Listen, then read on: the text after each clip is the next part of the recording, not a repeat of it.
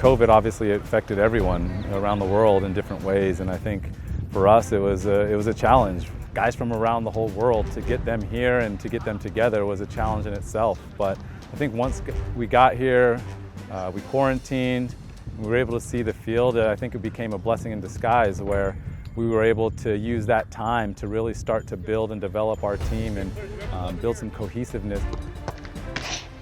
Obviously this spring will be a shorter season than the fall, so we're playing a 10-game season. Usually we're between 17 and 20 matches in a year.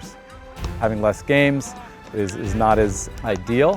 However, we do have now more time to prepare each game, where we have only one game a week, and so in terms of players being able to rest and recover in between matches, it's going to be very beneficial to keep players healthy. As a whole, we're going to be a young team.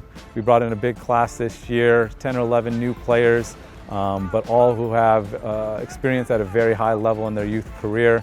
We look at Elijah Paul coming in as our 9 from Phoenix Rising, and FC Tucson has professional matches as an amateur under his belt.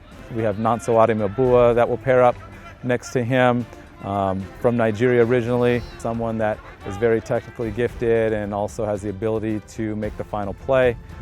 In the back, we added Philip Knold from Djurgården Academy in Sweden, will help secure our back line. We added Elias Thomas, a left-footed center back, good physical presence, great athleticism, but also someone who's extremely comfortable on the ball and will really help dictate our attack to the way we want to play the game.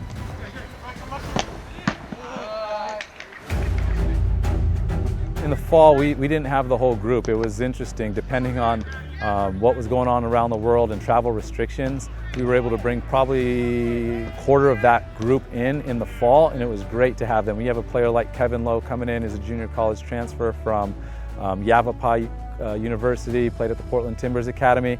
He's going to be the engine of our midfield, a bulldog, captain, leader, someone who really, I think, is going to be the driving force for this team. And to get a player like that gelled into the group in the fall was huge.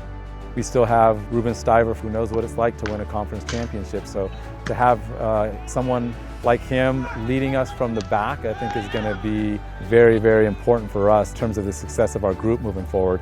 Then you have another great goalkeeper in Alejandro Munoz, who has pushed Ruben the whole time he's been here, and his leadership as well is going to be needed for the success of our group. And then you have Harrison Kep, who has been here. He's had a lot of minutes, played a lot of important WCC minutes, and he'll be an important piece to our defense this year moving forward.